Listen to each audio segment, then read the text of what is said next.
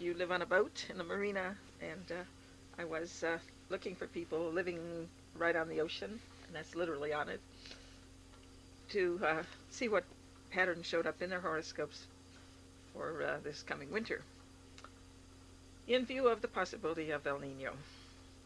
And I do feel that there may be some major action, and of course there's besides the people right on the coast, right on the water, lowland areas could be flooded, and that might turn out to be more of a problem in the north, the big valley, Sacramento Valley area. Although places like here in San Diego, the Mission Valley, where they built all kinds of stores on a floodplain, could also be hurt.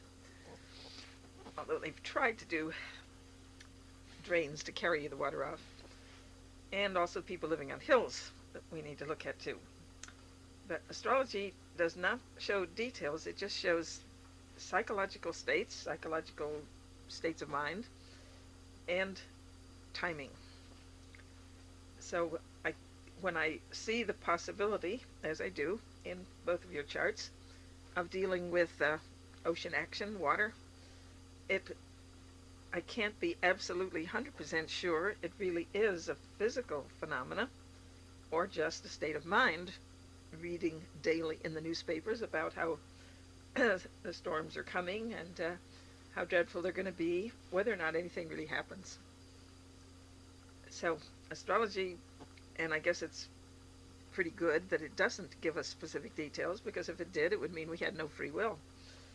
But it shows our state of mind and not the actual action that we will do. Hers is the more dramatic of the two, and I guess from what Bill said, it would be to be expected. First of all, there are 3 water factors in astrology: planets Pluto and Neptune and the moon. And we kind of lump the sun and the moon with the planets for convenience, just for language. And in Debbie's chart, Pluto was exactly on her midheaven when she was born, assuming her birth time's accurate. That's the line going straight up in the diagram. And when she moved here to, I guess it was San Pedro, to California, she put Neptune right on her ascendant, the line going straight to the left. 2 of the water planets on these horizontal and vertical lines, which are primary power points in a chart.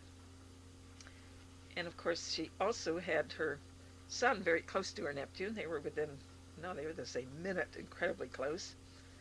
So they're both really right on the ascendant here in California. And Mars, another key, like the ascendant, to what we do naturally from the beginning of life, is in a water house, the 4th house, which is like Cancer, the moon. And it's in the sign of Pisces, a water sign. Sun and Neptune, and their water sign are in the water house. They're in the Pisces house. And the moon itself is in Scorpio house. Of course, Sun and Neptune and the local ascendant, and also the birth ascendant, are in the sign of Scorpio. So the water quality, the water element, does really dominate the chart. Very, very strong emphasis on it. But of course, everybody has everything. And there's actually a reasonably good distribution of the other elements. There's a nice grand trine in air signs, and they're also in air houses in the natal chart. Moon in Gemini, Mercury in Libra, and Chiron and Pallas, 2 of the little planets or asteroids, are in Aquarius. Gemini is actually in the Scorpio house, so it's not in the air house, but the south node of the moon is actually in an air sign, in an air house, in the Libra house. Mercury in Libra in the Aquarius house, and Chiron and Pallas in Aquarius in the Gemini house. Now the air is the conscious side of the mind, the ability to learn and communicate. And so this good air emphasis shows the ability to be intelligent, to learn and to talk to people, to like people, to be friendly, to handle equalitarian relationships, to basically get along with people. The water, on the other hand, is the subconscious side of the mind. That's an indication that we are sensitive, empathic, compassionate, but also sometimes a bit vulnerable. because sensitivity just means that we can be hurt if we if our if we get upset by other people's opinions and attitudes, and the sensitivity in the chart is very strong with this water emphasis. This means that there's more than average psychic ability. It's the ability to tune in to other people, to sense how they're feeling, and to get hunches and intuition. It's a very, very strong feature in the chart, and became even stronger when you moved to California, when you put another water planet right on an angle. So, water can be a hazard if we're not handling it, if we're too sensitive, too emotionally vulnerable. And water is kind of like a double bind. We need alone time to process the subconscious, to work inside, to meditate or analyze ourselves and others. But we also need connection to other people, emotional closeness, bonding, people to share life. So it's a juggling act, trying to be able to be close to other people some of the time and still have your own private space. Now, fortunately, there's also some Earth in the chart. Earth is the practical realist. In the 10th house, which is the Capricorn house, you have midheaven is Virgo, and Pluto's right there in Virgo, and in the 10th, Venus and Jupiter in Virgo. So that's the ability to work. That's the details of the job with the sign of Virgo, and it's how your work fits into the world, your role in society, your status, your career in the larger sense with the Capricorn principle. And there's additional Capricorn in the Taurus house, anti-vertex, which is like an ascendant, like what you do naturally, and Juno, which is one of the keys to our choice of a mate, the people we want to be close to. So those support also the Earth. So it's okay in the chart, the ability to earn a living, but the water is a good bit stronger. And both Earth and water do want security. But the Earth is the practical, the grounded, and the water wants emotional security, either protecting ourselves or protecting others. Now, there is some support also for the Earth because Saturn is in the first house, the major Earth planet, and Vesta, the major Earth asteroid. They're both in the first house in Sagittarius. One of the nodes of the moon is there also in Scorpio, which adds to the water, but the Sagittarius brings in fire, the other element that we hadn't mentioned yet. And Ceres, another asteroid, is also connected to fire. It's in Aries and in the Leo house. Now the Saturn and Vesta, since their own nature is Earth, that's the ability, it adds to the ability to be practical, productive, conscientious, responsible, all those Puritan virtues of coping with the physical world. But the Sagittarius is the urge to be free, to do your own thing, and to do more, to search for knowledge, for truth with a capital T. Often the person with that emphasis on Sagittarius will be a nature mystic. With a water emphasis, it's of course natural to be attracted to water, lakes, rivers, ocean. And with a Sagittarius, really any kind of nature, forests, mountains, and just to be able to be connected. A potential for a kind of nature mystic. But Sagittarius can also love reading. Oh, there is one other fire factor we should mention. Uranus in Leo, and that's in the Sagittarius house, so that also adds to the fire. There is, in fact, a grand trine in fire signs, and they're in fire houses as well. So there is really quite strong fire. And the fire-water together, that emphasis, shows a very emotionally intense person. It's just important to make sure we have an outlet for the emotion so it doesn't get bottled up, because there is a natural conflict where water tends to hold it back, and then the fire wants to get the emotion out into action. And sometimes that's experienced as mood swings, euphoric when we're out there doing it, and depressed when we're blocking and can't do what we want to do. The other really prominent theme in the chart is the idealism. Sagittarius, strong 12th house, very strong Jupiter, incredibly strong Neptune on the sun to the minute of longitude. Those are keys to personal idealism. And that's a two-edged sword, because it's possible for the ideals to be so high we can never reach them. So we can be frustrated most of our life, wanting more than is possible, feeling we always should have done better than we could to be superhuman. So my favorite motto is, I will be God tomorrow. Today it's okay to be human, on the way to perfection and enjoying the journey. Now the current patterns do seem to me to suggest that there could be a major natural activity from nature this next winter. And the peak does seem to be mid-January through March, but especially the middle 2 weeks of February. And there's always so many variables that this is not a final statement. It doesn't mean that's the only time anything's going to happen, and it doesn't mean it's the end of the world. But it does look like an intense kind of confrontation that will need to be handled, a feeling of being challenged and your faith being tested.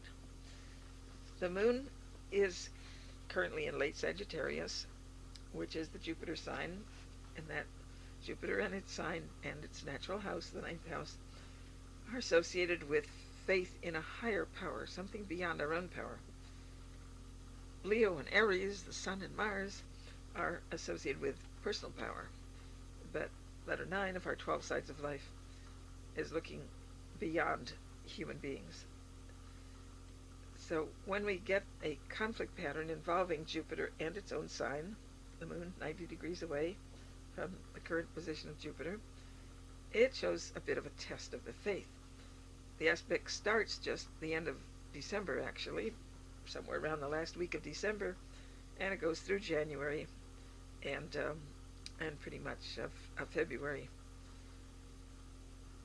And there are many other aspects also, even after that, after the moon finishes towards the latter part of February, it will go into Capricorn, and that's the Saturn sign. It goes into Capricorn just about the next to last day of February, February 27th. And that's a life is real and life is earnest, and like Saturn, for some people, a source of becoming more serious and more anxious if they feel they're not coping. But the moon has good aspects. At the time, it will trine your midheaven and Pluto as it goes into Capricorn, even before, during February, and it will sextile your Sun and Neptune, and then a little later, February, March, it'll sextile your ascendant here in California. So there are positive aspects there. And on the whole, that suggests that if it is necessary for you to take practical action, and the Capricorn and the Virgo are the earth, the practical ability to do that, that you will probably do that and be protected. I would suggest that if it's not outrageously expensive, if it's possible, and of course partly it depends on the value of the boat too, it might be good to take it out of the water and have it on land, at least during February, and maybe for a good bit of January and some of March too. But the conflict patterns are fairly strong. Mars is also opposite Jupiter, so when the moon is square Jupiter, it's also square Mars, and that starts in the latter part of December also, and goes through January and well into February. And overall, it's an aspect associated with test of faith, idealism versus realism, Moon and Sag, Mars and Pisces, both wanting it perfect, wanting it ideal. And if we do it, we can just trust. We can say, God will take care of it, or I can handle it, and it'll be all right. I don't have to do anything unusual. I'll just do my thing. But the Capricorn and the Virgo, Jupiter in the sign of Virgo in the house of Capricorn, are saying, I don't know about that. Let's stay practical. Let's stay grounded. Let's stay realistic. If the boat is of any value, it might be better off on the land if there are going to be any really big storms coming in. And I did a variety of the other extra little planets, the asteroids, that I don't normally do for clients, just because this was an unusual case. And they seem to me to support what I'm saying about this issue connected to water. There's, for example, well, let's just do a little bit more with the regular things first. The ascendant is your personal action, always. And the ascendant plus your local progress east point here in California, which is same message, same meaning, they're both on the second house cusp, and they're opposite the moon, which is on the eighth house cusp. Now, the second and the eighth are connected to money and material possessions and comfort and pleasure in the world. The second is your own personal possessions and money and pleasure. And the eighth is anything shared with others, anything you owe to others. I don't know if the boat's paid for, has a mortgage on it, or insurance, return on investments. And so that particular axis at emphasis suggests fairly strong, important potentials in the area of the material world, money and material possessions and security. And the asteroid flood is just past that ascendant, so the ascendant is going to catch up to it in time, although that's still about a year away. But flood is square Venus, and it's in the Venus house, the second house, money and material, your own possessions, and Venus is the natural ruler of that. So the possibility is there of financial loss of possessions from water. Then see if there's any other things here that are important. There's also a very strong position with progressed or current Venus on your local angle. That again says just attention to the material world of material possessions and money is important.